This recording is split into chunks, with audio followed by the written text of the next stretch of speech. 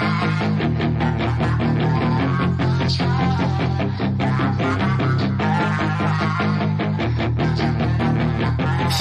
she's got some nice long Welcome back to the Unbearable Sports Podcast. I'm your host, Brad Barron. Welcome back into another preview edition for Week 5. Can't believe we are already a quarter of the way into the season. We're going to be breaking down the Bears versus the Minnesota Vikings. And joined with me, as always, for these previews, Mr. Johnny PayPal. PayPal, how you doing today? Howdy, Brad. I'm doing pretty good.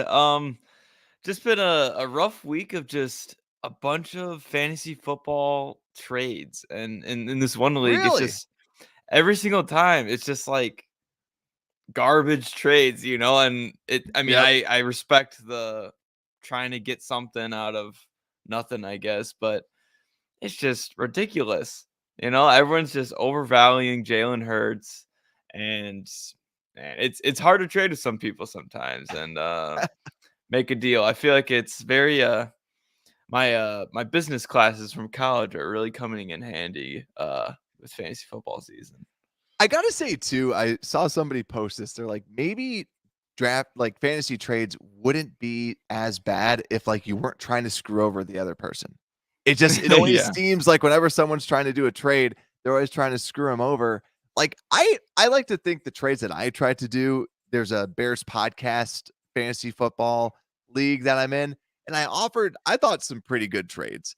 I can't remember them off the top of my head, but it was like a good backup. It was a good running back that you could start and a good wide receiver you could start. Yeah. And typically they didn't have any depth. So that's why I was like offering it, because I was like, give me Christian McCaffrey and I'll give you Damian Pierce and Amari Cooper, right? Yeah. Like it was like, okay, you have two good starters, but they had zero depth. So that's what I was trying to work the angle on, but they declined it. So yeah. But Trying to fantasy help people out, and they just can't see it. Yeah, exactly. Just accept every trade that's out there when you are the one that's offering it. Exactly. But yeah, fantasy football, I got my first losses of the season so far. So I'm Oh, feeling really? down. Yeah.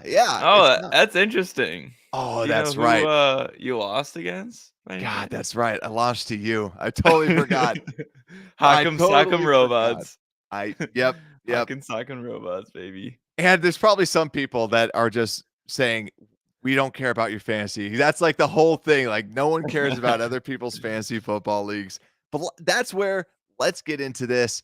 And also make sure to like and subscribe out there too. If you're watching live, make sure to like it. Helps spread the word. And also make sure to rate 5 stars out there if you are listening to this show out on Apple Podcasts, Spotify, anywhere you get your podcast. Or if you're watching this show and you can't watch the whole thing because you're watching it at work, just go to your phone, look for Unbearable Sports. You can listen to it while you're working. Beautiful thing. But let's get this show on the road and break down the Minnesota Vikings. So what we're going to be doing today is we're going to be breaking down the injury report, some news that's been going around, then also break down the key additions and losses for the Minnesota Vikings to help kind of build this picture of what did they do this offseason, because a lot of us don't really know. Then our positional breakdowns, breaking down the offense versus the defense, seeing what do we like with some of these matchups, and the last but not least, the game predictions. Speaking of getting our first losses, we got our first loss for predictions, so hopefully we can bounce back. But the live simulation has been 100% correct. So Wow. I'm gonna, it's been 4 weeks, but it's been 100% correct. So we'll see if the bots, the AI, can keep their streak going. But let's get started with just some injury report news. So we're recording this on Thursday night. Matt Adams has been a full participant. Chances are he's going to probably play. Dane Cruikshank has not participated Wednesday and Thursday. My guess is he's probably going to be out. Ryan Griffin, limited, but I believe last week he was also limited, so something for us to at least monitor. Jaylon Johnson did not participate on Thursday and Wednesday. Looking doubtful so far. Jaylon Jones, full participant after being sick. Justin Jones, limited with a hip injury. David Montgomery, first day limited, and Sterling Weatherford, the backup linebacker, must have been hanging out with Jaylon Jones because he also is down with the sickness. Did not participate on Thursday. PayPal, anything stand out for you?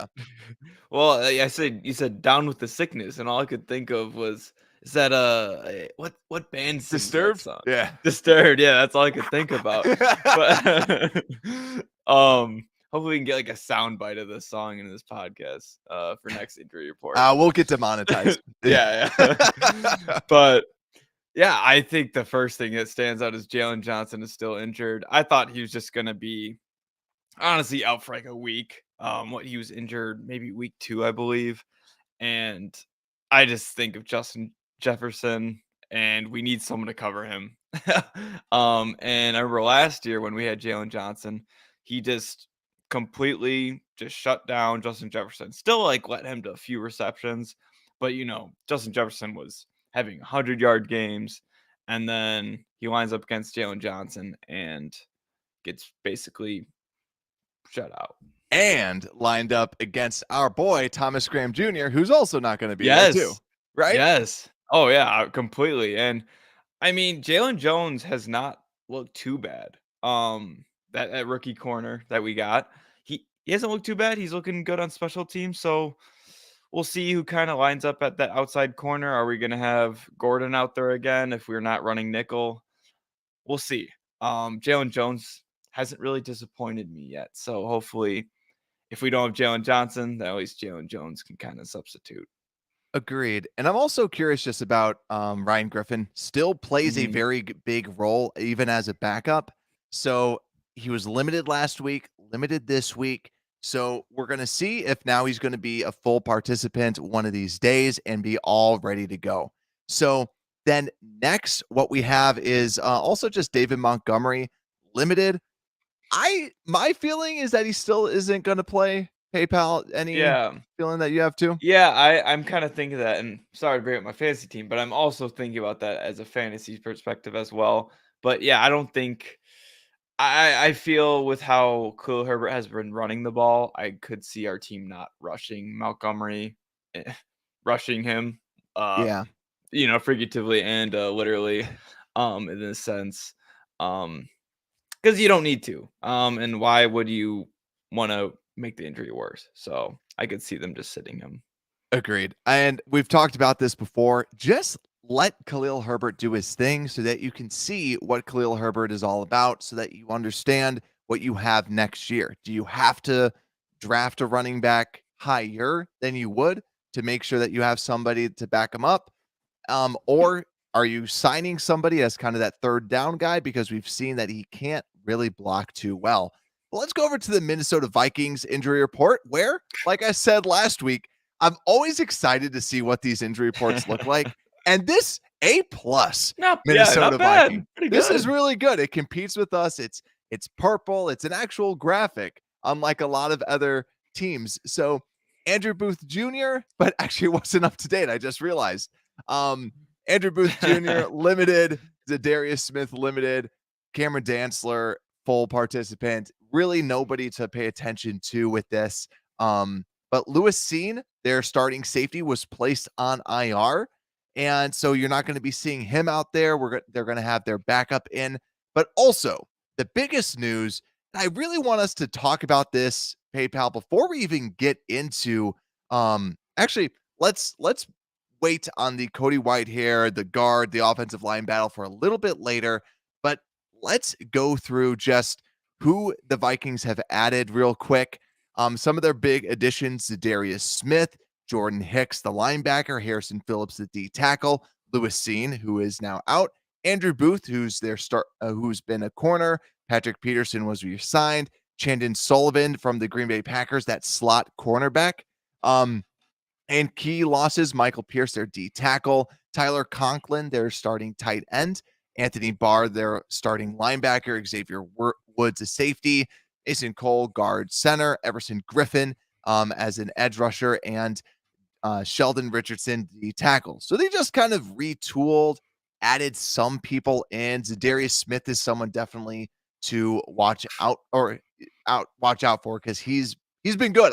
I'm jealous because I wanted the Bears to get him. Yeah, he's a scary guy, and honestly, he seems like he's doing even better than he was on the Packers. He seems like he's just hungrier and almost likes playing with this Minnesota defense even more. And Jaden Sullivan, I mean, I think of those two Packers. Jaden Sullivan was one of those corners where, he was just a backup, taking over, I believe, Alexander when he was injured last year for the Packers, and then just Yeah. comes out of nowhere and becomes this spectacular corner. So I'm a lookout for him too. He's definitely a good player. Yeah, it's going to be interesting. Just Chandon Sullivan as their slot. It's also interesting too, just because like with Booth, they still have Patrick Peterson and Cameron Dantzler, so those Yeah. still seem to be the starters that they have out there. So it's I think that they overall upgraded a lot of these different positions, and then you have another year with another just kind of good core. I would say another person that is not on this list is Ed Ingram, a guard that they drafted from the LSU Tigers and has been starting for them at right guard.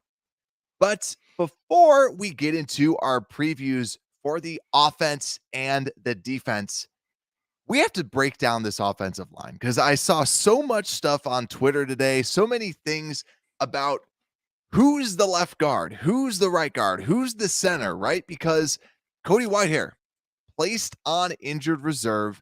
So now, what are they doing on the offensive line? And I saw something out there where somebody took a screenshot of ESPN and posted and said, hey, look at this. And Ja'Tyre Carter was listed as their starting left guard.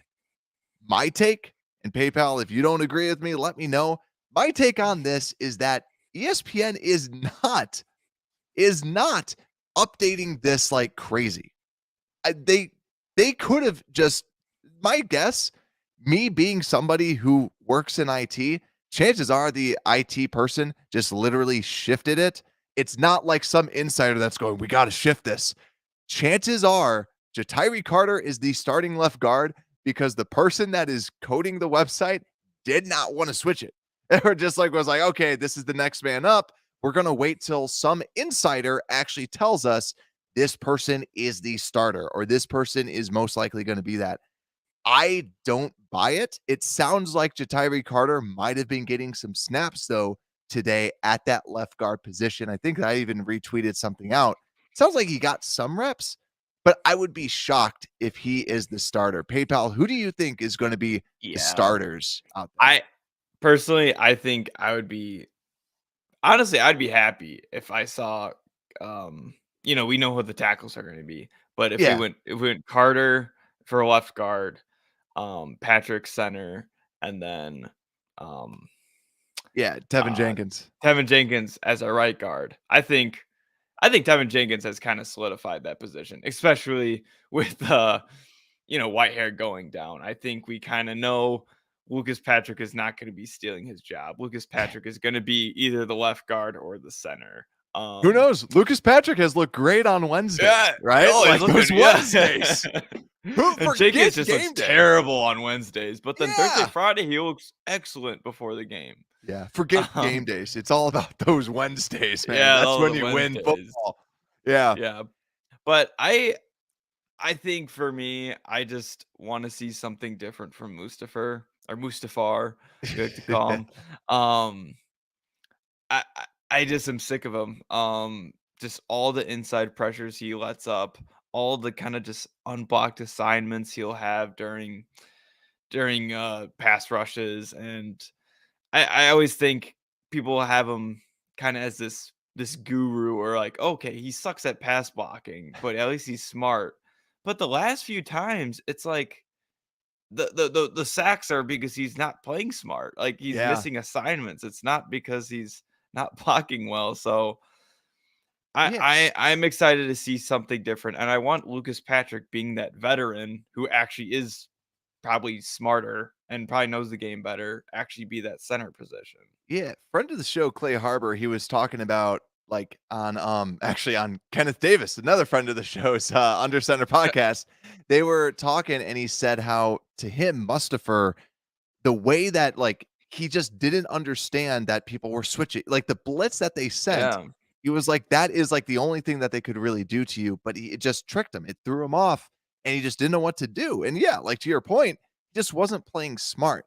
To me, what I would do, like my only fear with Ja'Tyre Carter, why I feel like he's not going to be starting for the Bears, is they had Lachavious Simmons as like the second guard later on because Lachavious Simmons was playing better than him. And Yeah. Ja'Tyre Carter did not look that great. Like he didn't look like terrible, but you're going against third stringers, second stringers. He didn't look great by any means. I think he only let up like 1 sack in 3 games, 3 partial games of action. So wasn't outstanding. Personally, I would like to see Michael Schofield on that left I was left about to guard ask spot. that. Yep. I don't think he's that bad. And there's a reason why they brought him back. A reason why they brought him back for this practice squad spot. I think that would be a good spot, but honestly, I still, even though that Mustafa kind of sucked, and even though it sounded like Patrick was playing and getting snaps at center, which is awesome, I still feel like they're going to say at the end of the day, Patrick has been out there, Mustafa's been out there, and they're going to keep it going, right? Unless they look at Patrick at left guard and go, dude, you just ain't it, right? Let's move you to, like, I want them to move him to center. And if they have Patrick at center and Schofield at left guard, that's what I would do, because you got to get rid of, be done with Mustafa. We've seen enough. Put your actual center at center and now put a guard in there. And for those that might be curious about, well, what about Leatherwood, right? Leatherwood is still on IR. So next week he would be eligible to return from mono. So that could be something that we need to look out for. And that's why, to me, I'm like, don't try and put Ja'Tyre Carter. I would almost give it a week. Like, give Carter a week. Put in Schofield. Put in the vet that should hopefully give you just okay play. That's personally what I would do. Yeah, I think I wouldn't be surprised if they kind of came out with a wacky, kind of unpredictable thing, like putting in Ja'Tyre Carter, or just how this offensive line has turned out, of just putting Jenkins everywhere and just all this stuff. So I wouldn't be surprised if something wonky, something wonky happens. It's going to be another freaking guard rotation. Like they'll be like, since we can't do this on Jenkins, let's do it here. And they're going to have freaking like three guards. Yeah. Carter and Schofield rotation. Then they're going to rotate the center position. My God, please don't. But yeah, I think ultimately my prediction is I think they're going to probably keep it with Mustafa and Patrick. But I think if anything, my second option is probably it's going to be Patrick and Schofield at left guard. But yeah, I still don't see Carter out there, but it sounds, PayPal, you would like it. Like, it could be any of those 3 combinations. We just have to see, because it seems like they are just, everybody's taking snaps. They just want to see what the best is, because your best lineman has just went down with an injury. So you need to kind of reshuffle this line. Yeah, I wouldn't mind seeing Carter out there. I mean, he seemed fine in the preseason, but yet again, yeah, he was against the third strings and not the best players, but who knows? Maybe he gets a shot and then he proves us wrong. Like, maybe he comes in with the right mentality of like, this is my time to shine. Yeah. And he proves us wrong. Yeah.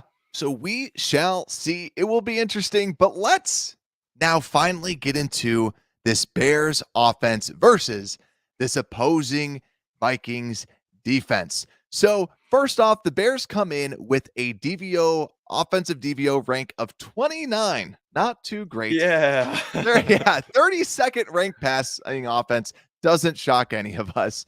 And 11th ranked run offense, which hopefully we can get a little bit better, because the Vikings defense, 26th ranked overall, not ranked well, and 20th pass defense and 27th run defense. From a stats perspective, this Vikings defense, not great.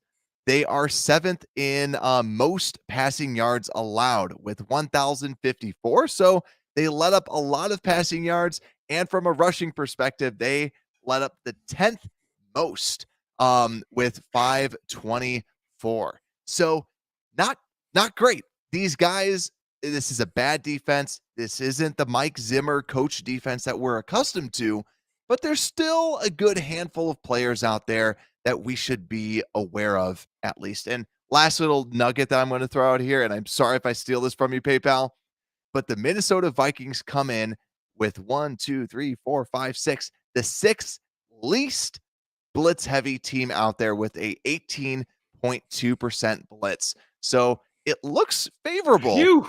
for our team since the Giants blitzed the most.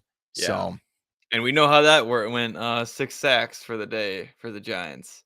So yeah, I'm stoked about that. Keep it simple on our guys and not blitz too much. But I mean, Zadarius Smith, and you got Danielle Hunter, and you got Tomlinson. So I don't think they really need to be blitzing too many people.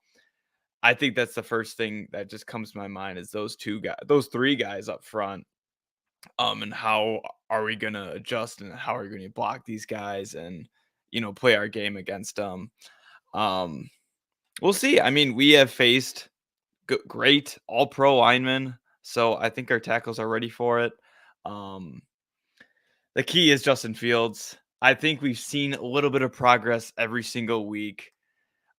We finally had some deep balls, nothing too crazy, but still, we just need to get consistent passes and not just try to go for these home run hitters. I think we say it every week, but slants, maybe just some curl routes, and do curls to Mooney. I know he's not a big guy. You always think of like a big guy doing a curl route, but I think with all these reps that Justin Fields has had with Mooney, you think they probably should be locked in and like a route like a comeback or like a little curl route like that, because that's just like a timing route. That's not really anything too hard to do. So hopefully we can incorporate those like short kind of big game passes with our home run hitter type of wide receivers who aren't the best route runners. I know, Brad, you're kind of talking about that. We have like one of the worst yards of separation with our wide receivers. So hopefully just keep the route simple, like just a slants, nice and easy. yeah. Nothing too crazy with the route running. And yeah, maybe just it's frustrating. The passing games are frustrating, but I think it's been looking better week in and week out. So one thing too is N'Keal Harry is back at practice today. So N'Keal Harry is practicing, and I saw him moving around. It was looking good. It got me excited just because when we were at training camp, we both said this. He's just the most physically imposing wide receiver. You see him. He's the first guy off the bus type of build, just big, strong, and he's got the speed. He's got the moves type of thing. So I would like to see him at least out there. He was on IR, so it's just like the whole 3-week practice window in order for them to be able to activate him off of that kind of the pup list. So he's practicing, but I don't believe he's officially been activated yet. I could be wrong at that. It could have just gone out before this show, but it is something to look out for just to see if Harry's actually going to be playing. But also just with the offensive line, I know that we have some questions in the comments just about Alex Leatherwood with availability. So Alex Leatherwood returned to practice, but because he was placed on the non-football, the illness list, he has to miss 4 games, and that he was placed on that after week 1. So it would have to be after week 5. So there's no chance of him coming back for this game, but the following game, it looks like he would be activated off of that list. That might also be a big reason why the Bears aren't signing anybody, because they're waiting for Leatherwood to essentially be activated. But PayPal, I guess, do you think that this is going to be the first game that we throw for over 200 passing yards? Brad, I'm actually pretty optimistic. I think we will. There we go. I was doing my little scouting report too of just going and looking at Minnesota Vikings kind of film or like looking at other podcasts and stuff. And one thing I noticed in the Saints game is they just like, they have all these names on the defense. You're like, okay, they got this good defense. Like they make really good plays. Like Za'Darius is looking like an animal. Same with Tomlinson. But then they'll just like in like zone coverage, they'll just completely forget about their zone, or they'll just have like a breakdown. And that's something that excites me, because then Yeah. hopefully I think Justin Fields always takes advantage if he has an opportunity. Like he just really hasn't had that many opportunities when he's been getting pressured and just been running away basically all the time. So I'm excited for that, and hopefully that just kind of takes pressure off of Justin Fields and actually having like an open guy. Like I think of Dante Pettis when he was wide open in that first week game. So hopefully something like that can happen again when Justin Fields just kind of makes some magic and finds an open receiver. And I feel too, we can attack downfield. I think that's big, because if you can attack downfield, Harrison Smith is not the same Harrison Smith. I loved it. Mhm. I celebrated when the Vikings re-signed him, because even though that he's incredible, the dude's almost 34 years old. Yeah. Like he's fallen down. Like he's not the same player at that safety position. He was all about a good combo of speed and awareness, and right now it seems like he's lost a step. And Cameron Bynum, their other safety, has not played that well this year. So I love the idea of attacking them deep, attacking them, uh, downfield. And like you said, if Mhm. they've been giving up a lot of just bad plays out there, I like it. But so big question though, with this offensive line, you talked about Za'Darius, you talked about Tomlinson, you talked about Hunter. Do you think our line is going to be able to hold up? Like, Oh yeah. I I think we've been facing pretty good line, and I mean, when it's a defense that doesn't blitz, we've been doing well against. But if it's a defense that does blitz, like the Giants, who didn't have the best defensive linemen out of the teams we faced, we think of the 49ers, the Packers. It's like the Giants weren't I don't think either of us were really expecting the 6 sacks that they had. Um I mean, I personally, for me, I always think of Borum and Jones as the kind of the solidifiers of this. I mean, besides Whitehair, but now he's down. yeah, Jones and Borum, obviously they're not perfect, but they're not the guys where I'm like, what are you doing? Or like I'm just like they just completely miss an assignment or anything. So I guess kind of that left side I'm worried about yeah. with Jones, and then whoever that new guy is gonna be, and see if they can kind of communicate well, if they try to do some switcheroos and kind of funky little blitzes. But yeah, I think the right side of the line we're good with. I mean, Borum and Jenkins have been playing pretty well and communicating well on that offensive And line. here's the thing too, like, I know that they have all those names on that defensive line. They are the 8th worst at generating pressure according to Pro Football Reference, at just under 20%.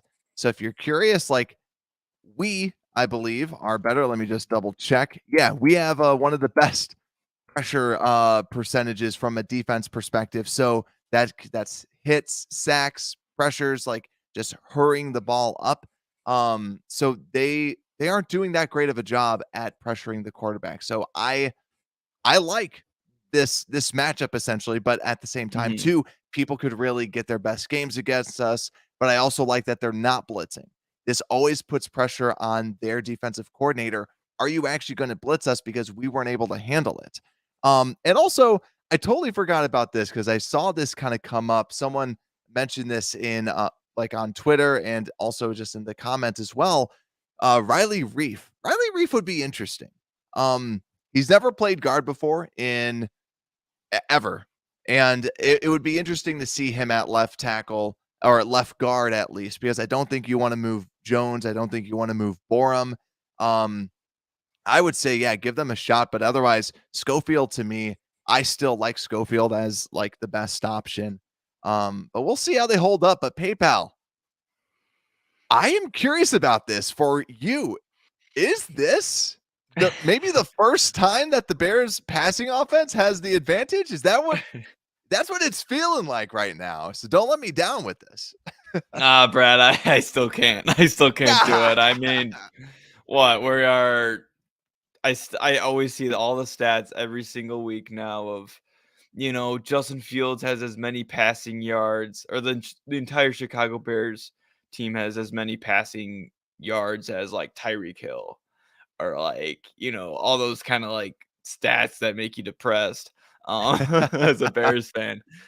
But Yeah. I am optimistic, but it's just we got to see if we can actually kind of flip that coin, kind of see if we can move the ground. But I'm pretty confident that we will find kind of openings in their defense. And I heard that Dantzler has been kind of just very soft in his protection. Like he just will kind of let underneath routes happen and kind of not really be aggressive towards them. So hopefully that's something that the coaches see and we can maybe compromise and just get some checkdowns. And I really just want to see Justin Fields get into rhythm.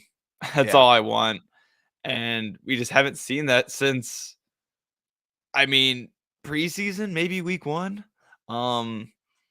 But it's just we need to get him in a groove. I know our running game's doing really well, but yeah, I think they got the advantage. But Yep. Yeah, fair enough. And honestly, if I was the offensive coordinator, I'd sit down with Justin Fields and say, who do you trust on this offensive line? Like, we promise we won't say, but like, who do you trust? Because this is all about this trust, because you see it on film where the New York Giants just ran in with 3 pass rushers, and somebody moved into the inside, and Justin Fields is like, screw this, I'm out of here, right? But what ended up happening is Lucas Patrick shifted over and helped him out. Normally, Lucas Patrick would not hit that, right? It was when Lucas Patrick was left guard. He wouldn't do anything with that. So I get where Fields is like, screw this. I've already been hit enough. I'm out of here. I think that it's that familiarity. Who does he trust out there, and just getting some people in the middle. So hopefully this is the last that we see of Mustipher, just so that we can have Patrick out there, because when you're talking about people in the middle, Dalvin Tomlinson will whoop him. He is 325 pounds. Every guy who's big that can rush the passer destroys Mustipher. So please get him out of here so that Brad, you are giving me anxiety just thinking about that. Exactly. It's mean, what he made who's the guy in the Giants, their D tackle? He made him look like the best D tackle to ever exist. Like he was just throwing Mustipher around. And the same thing happened with Kenny Clark. So it's like, just get Musty out of here and just move on from him. But let's go over to this running attack. So yet again, hopefully Musty's not there, but we got Jenkins. It's like that the meme of like, what did it cost? And it was an injury to Cody Whitehair. And finally, Tevin Jenkins can be the starter. And I swear to God, if Tevin Jenkins is not starting, we will start a riot, because he has looked like the second best. And when you're talking about people that we felt good about, when Jenkins and Whitehair were out there, I felt safe. I felt safe up the middle, except for Musty. And that's a good feeling, right? And Jenkins has looked phenomenal. PFF has him ranked as the 17th best guard. So left or right, 17th best guard. And I agree with that. He's looked very good. And yet again, the running attack, whether it is David Montgomery or Khalil Herbert, I feel confident in this running attack. Like what we were saying, this is not a good run defense. And I feel, especially going on the road, let's try and establish this run. I still want to see this, though. Please give Velus Jones Jr. an end around. I want to see it. Give him a fake end around. Give him a couple fake end arounds. Give him one real end around, so that you keep them guessing. You keep somebody moving. You throw them off completely. And also, it sounds like they were incorporating more in the offense today during practice.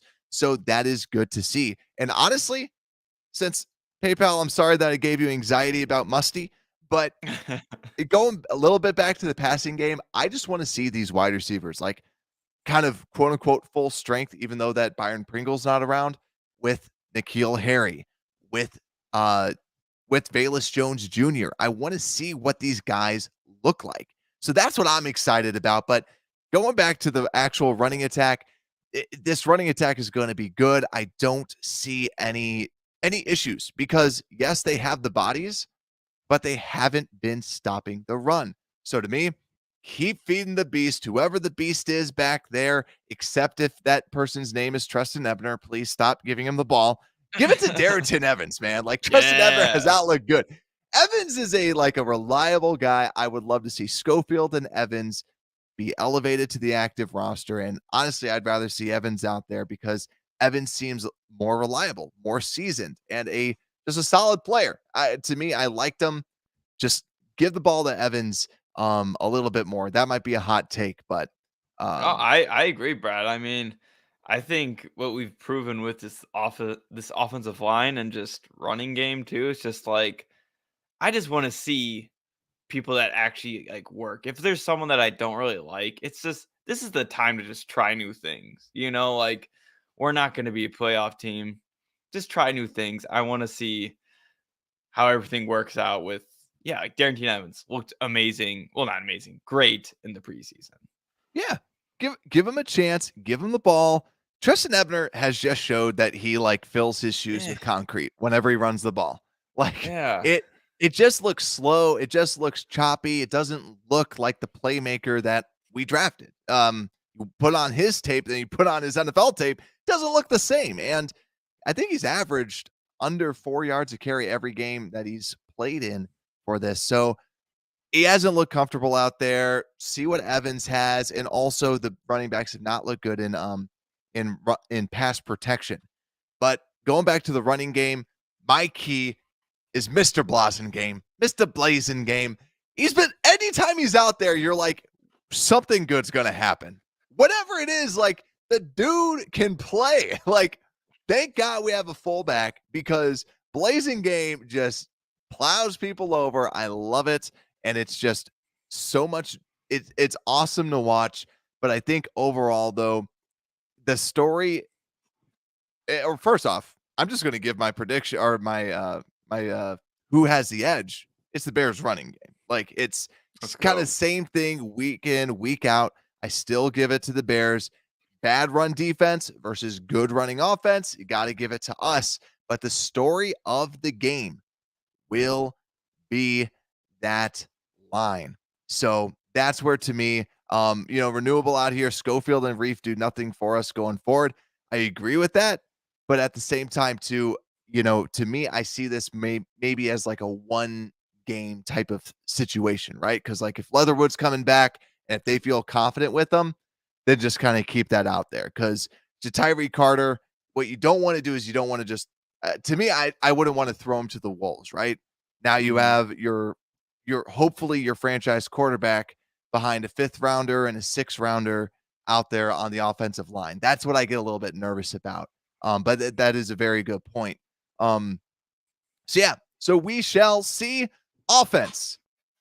It's split directly into, but let's flip over to this defense, shall we, PayPal? So this defense, the Bears, so switching it over, the Bears defense is ranked 15th according to DVOA overall, 15th pass and 24th run.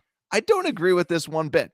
If we look at the actual stats, the Bears have allowed the 4th least yards, so the 4th best pass defense. But ladies and gents, we are the worst rushing defense according to yards at 5.1. Does not surprise me. We don't let up the most rushing yards per carry. That's Detroit at 5.6 and LA at 5.4, but we are 3rd at 5.1. I was hoping we were going to be a little higher up on the No. Yeah, not at all. No. Okay. Nope, not at all. Right there. I guess, being optimistic, we faced the 49ers. We faced kind of these running teams, great backs and and then in Green Bay, and then obviously Saquon Barkley and Daniel Jones just ran down our throat. But So honestly, like I felt after we made our switches, then it looked a lot better, right? Like yeah. it looked a lot better then. But then also, yeah. So let's go over to the offense. Vikings offense, 13th ranked overall, 15th pass, 10 against the run. They're assuming that this is then a little bit better than our run attack.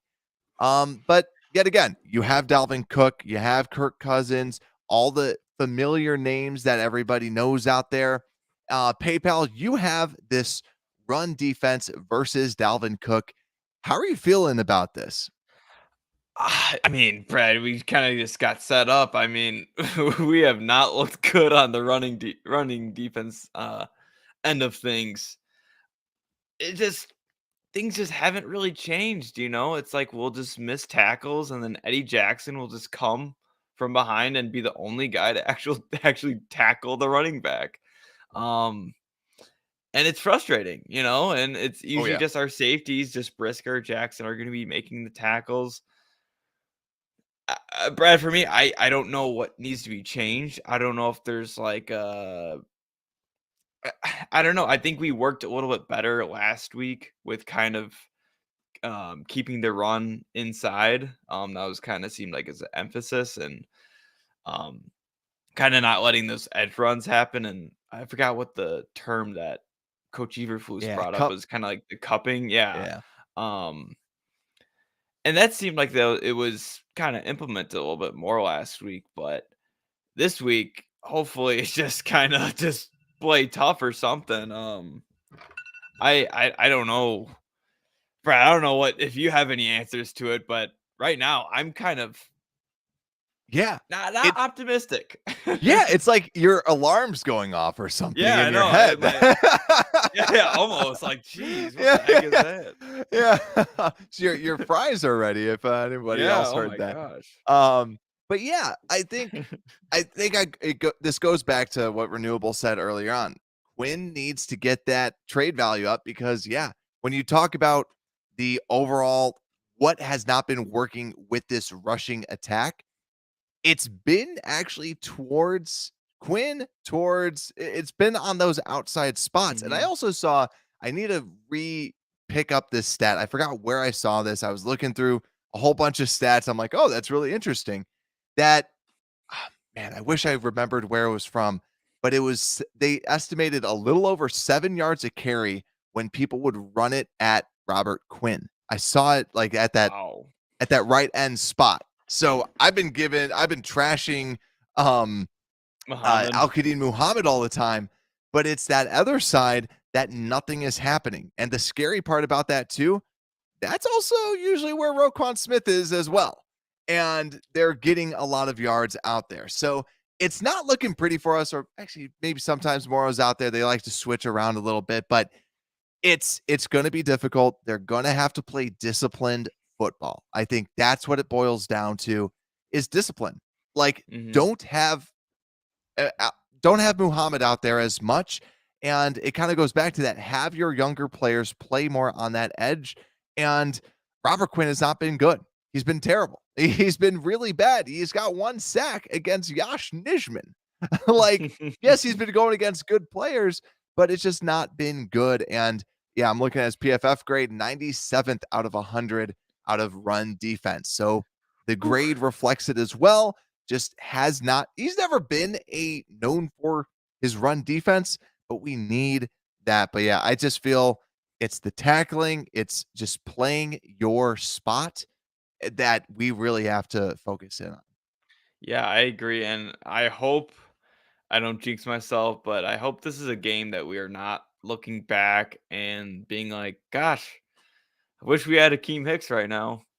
You know, Yeah, I I think this might be a game where we're like, you know, we're facing the Vikings, Dalvin Cook, Akeem Hicks is usually the kryptonite, and yeah. then we'll see. When I was doing my predictions, I said this story. So for those that are allies of the pod, you've already heard this. My father-in-law is a Vikings fan. And the person he fears the most in life is Akeem Hicks, because every single time that Akeem Hicks played the Vikings, he would just destroy them and he would Yeah. dominate them. He would, like, I remember when he came back, I like to think that he came back just because he dominates the Vikings, right? And it's all in his head. He's going to do well. He's going to destroy them. And that's exactly what he did. We don't have him anymore. And when he's not there, Cook would go off. And that's what gets me nervous about this, especially because we don't have Akeem Hicks. We have Mike Pennell, who's a funny guy with the beard, but is not Akeem Hicks. So unfortunately, it's going to be difficult, but this is another matchup from the offensive line. It's just a broken record. The tackles are good with Darrisaw and O'Neal, and it's a little bit weaker on the interior, but they've been good on just blocking from a run perspective. So PayPal, who do you think? I think I know what you think. Definitely the Vikings have the advantage. And it's one of those things, like, we keep going back. It's just like whoever team we're facing will always have the passing advantage again, as against our passing offense. And then we always can't stop the run either against the other team's offense. So just hopefully one of those can change. And I honestly think if we could stop the run, that would just help tremendously. Just take the pressure off of Justin Fields and, like, not maybe have to score as much, or it's frustrating. But This yes, is a good team. This is a good offense. They're going to put up points. That's what's going to happen, right? But let's actually just look at, we'll flip over to the passing. And yeah, we sound like a broken record, right? Because it's every week we don't know about the passing offense. And every week we don't know about this running defense, right? So they need to prove us wrong with this, and they need to show that they can stop this as a whole. So also a great point. Renewable. Can Sanborn get some reps? And I feel like I always have a Wisconsin Cup with me as well. And since run stopping is his thing, I honestly don't think that they're going to be giving him some, especially since their boy Matt Adams is back. I like Joe Thomas more than Matt Adams. And I believe last time I saw, Joe Thomas is still on the active roster. So that really makes it that Sanborn, Weatherford, we're not going to see those guys at all. Unfortunately, it looks like Sanborn is just going to be a special teamer from now on. And those guys are going to be most likely your Sam linebackers out there. But I have a spot that we can do well. Okay. And if we don't do this, then we know we are absolutely muffed. I didn't say the bad word. I said muffed. Ed Ingram and Ezra Cleveland on their interior, their guards. Okay. So Ezra Cleveland has been solid from a run blocking perspective. Same thing with Ingram. But Ed Ingram has allowed 14 pressures at their right guard spot, and Ezra Cleveland has let up 11 pressures at the left guard spot. So, and actually, I'm going to just pull up the Bears just for example. Braxton Jones leads the team with letting up 11 pressures. Mustafa has let up 8, and Patrick has let up 7. Yet again, they passed more, so there is that. But think about it, that they are actually very, very close, very, very similar in the amount of pressures that they have given up to our bad interior. This should be a spot that we should be able to exploit. So to me, the story of the game, the people I'm looking at is Justin Jones. Justin Jones, we need you to do something. But also Dominique Robinson's been playing a lot on the inside from pass rushing situations. I personally don't love that. But it seems like that's probably their best option, right? Because when you think about it, you want Robert Quinn to be on the outside. You want Travis Gibson on the outside. Then hopefully Robinson can give you something on the interior. That, to me, is the matchup to look out for, because that's going to be how you get pressure on this team. It has to be done up the middle, because Brian O'Neill is good and Christian Darrisaw is also very good. We're not going to be getting pressure on the outside. So interior, that's got to be where we do it. And do I have confidence in that? No, because yet again, we've been broken records with this. every week it's been a good matchup for this defensive interior, and every week they haven't done that.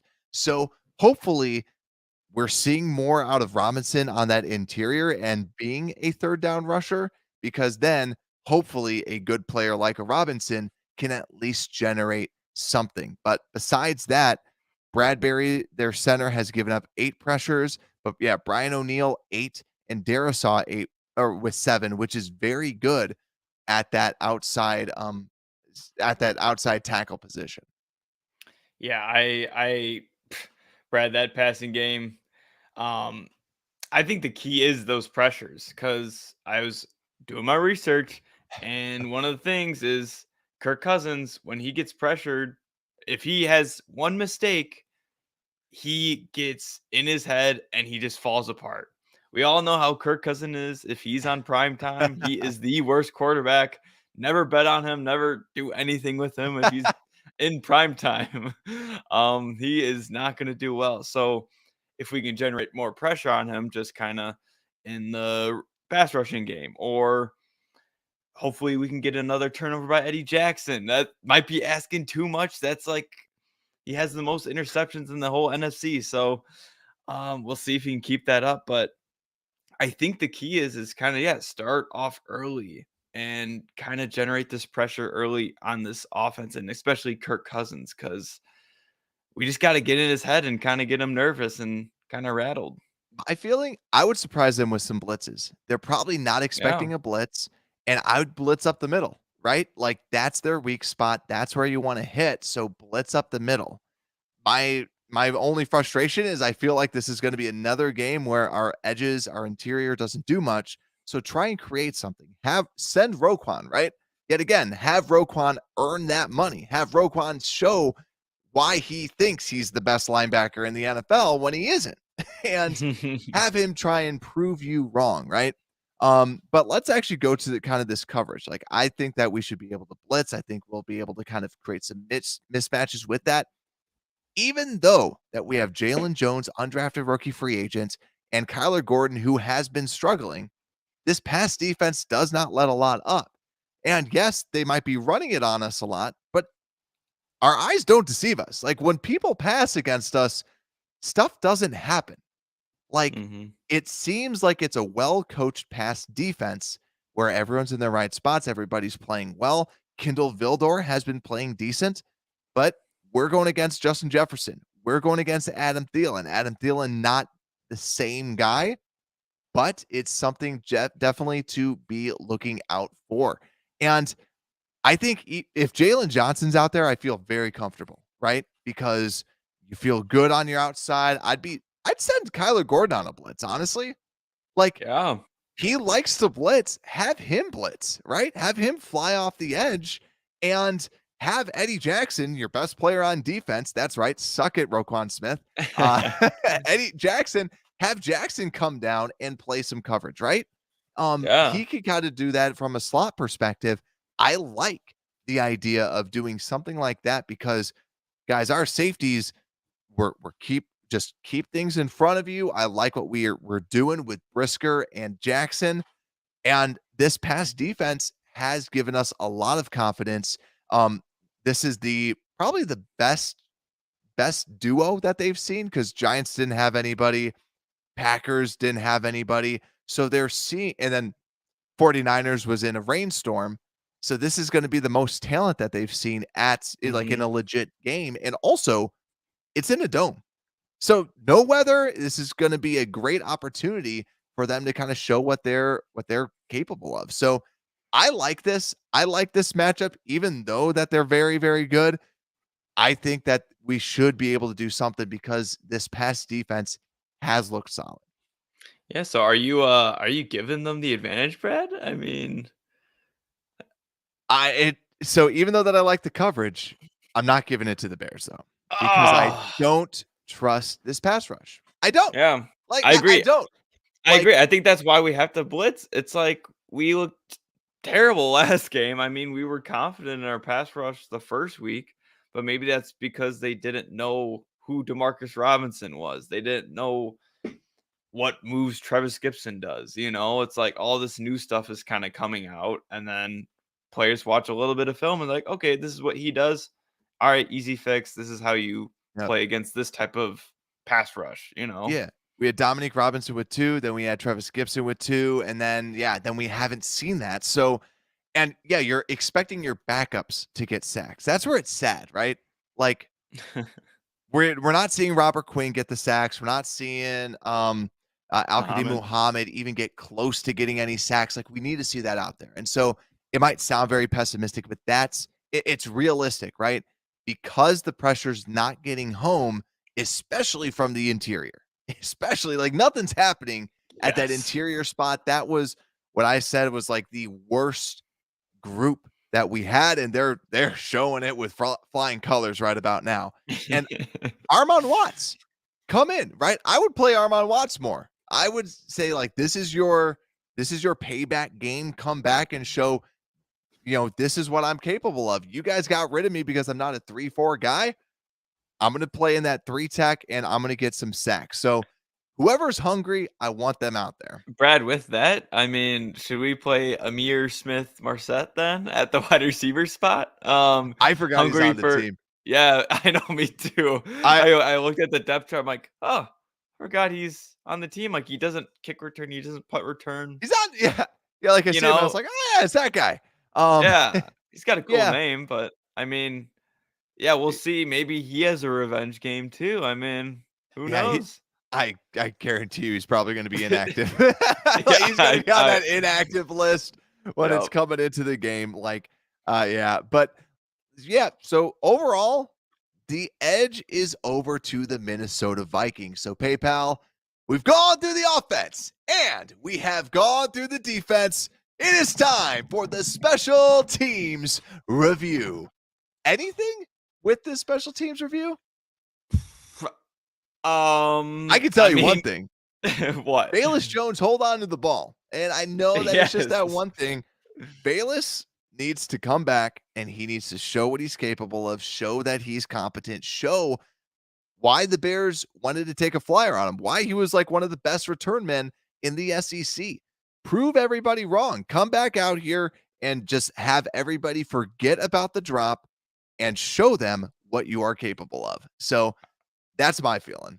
Yeah, I'm totally on that boat. I mean, I feel like people were kind of counting him out of like, oh, bust, like terrible. It's like, that was his first thing he ever did this season. I mean, dude didn't even play offense. Like, I mean, I can imagine it's probably pretty nerve wracking. Like your first play, basically, or first thing you really are doing is catching a punt, and this punt basically is on the, if you drop it, the game's on the line, But Brad, I'm a big fan of that Josh Blackwell guy now. I mean, they were kind of hinting at him like kind of the week before the Giants game. Like they're just loving how fast and kind of how well our gunners were playing. So that's Jaylon Jones and then Josh Blackwell. Josh Blackwell was just smoking whoever was on him. Like the 2 guys that were trying to block him. Yeah, and just completely implementing the hits principle, everything. So I'm excited to see my boy Blackwell. I mean, might have to get a jersey. We'll see if he gets another fumble. I mean, that'd be asking a lot, but just keep an eye out for him. I mean, we have a lot of fun guys on this special team. Sanborn, Blackwell, and so and Gill's looking fantastic as always. Awesome. So let's get into it then. Let's go into some game predictions. So we've gone through everything now. Like we said, we are 3-1 with our predictions. And with my pre-season predictions, I'm 3-1. But the simulation. So we ran a simulation at the beginning of the season, but I always run it again just to double check right before this game. My prediction before the preseason one was an L, simulation was an L, and PayPal, I'm sticking with an L for this too.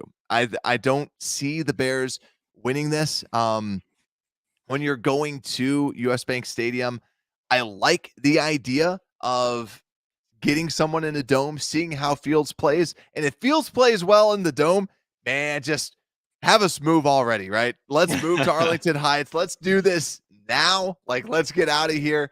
But it's still an L for me. I think ultimately the Bears end up losing.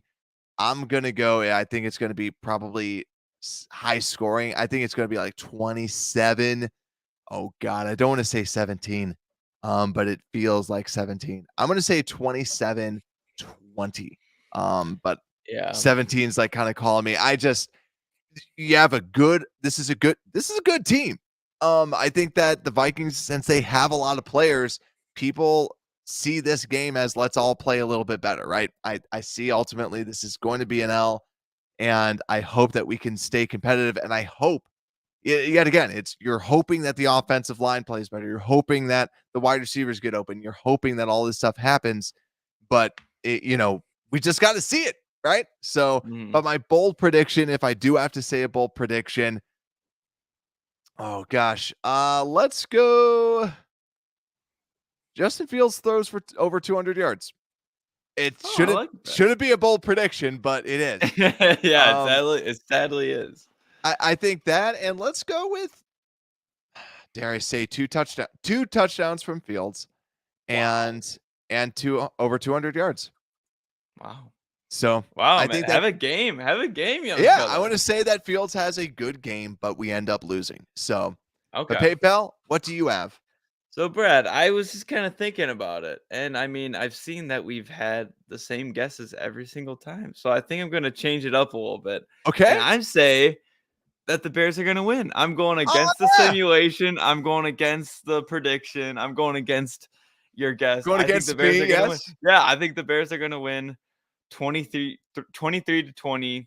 It's going to be a hard-fought match, and it's going to come down to the wire, the grittiness of this team. And we're going to get a classic field goal from Cairo Santos himself.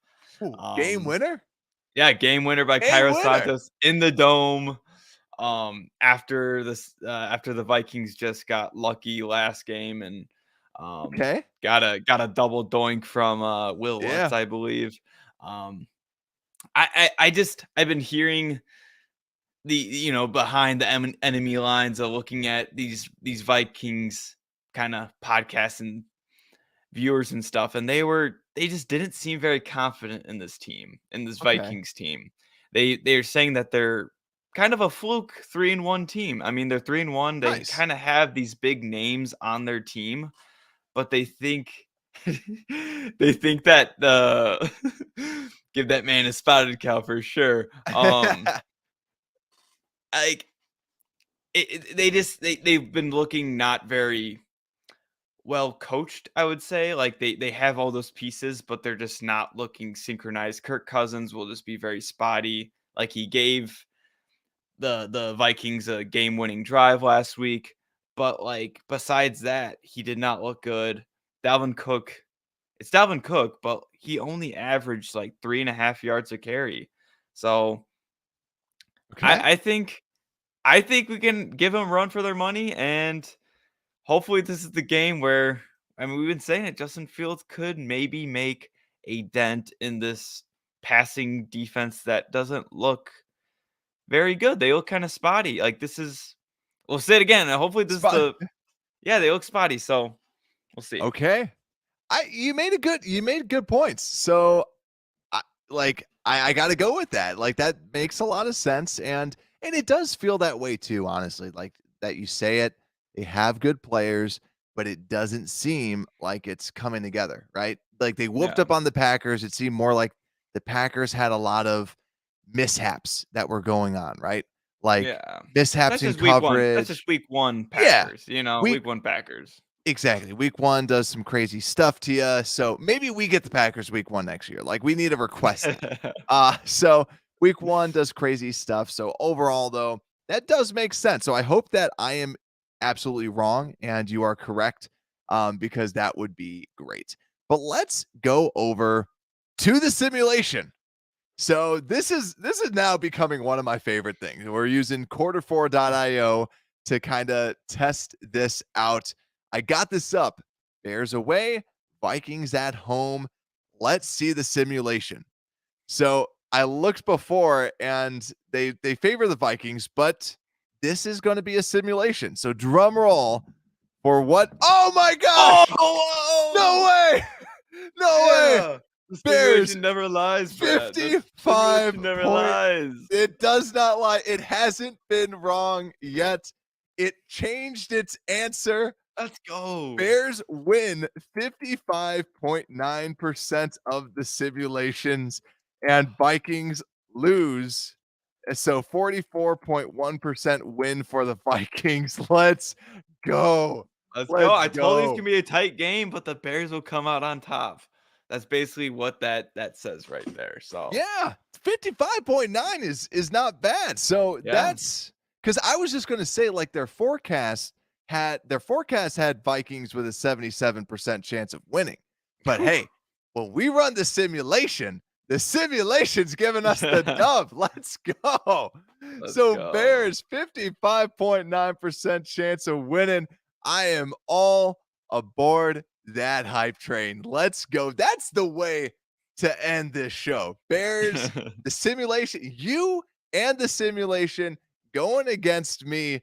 I hope I'm dead wrong. I will hang my head and be like, oh man, I got it. But let's see. Simulation has not been wrong before. So hopefully it can go 5-0. Bears Bones is loving it out there. Love that simulation. Love that I Bears do. Bones guy. Yeah, I love that. So I'm excited for it. Looks like the cat just joined me as well. For those that are watching, wanted to see the simulation as well. But I'm excited for this, guys. So make sure to follow us out there at Unbearable Sport. You can follow Johnny PayPal at Johnny PayPal. And we are going to be keeping you up to date with what's going on with this offensive line. That's going to be the thing to watch this week. Who is playing?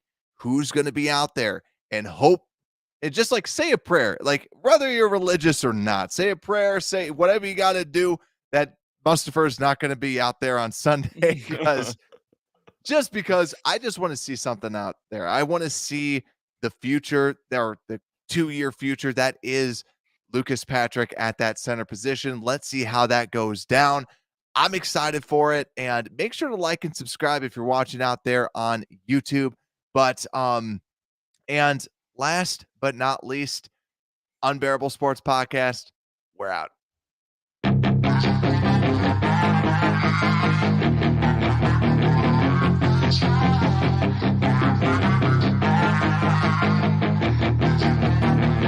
Yeah, she's got some nice long hair, and you know that she's a bad chick.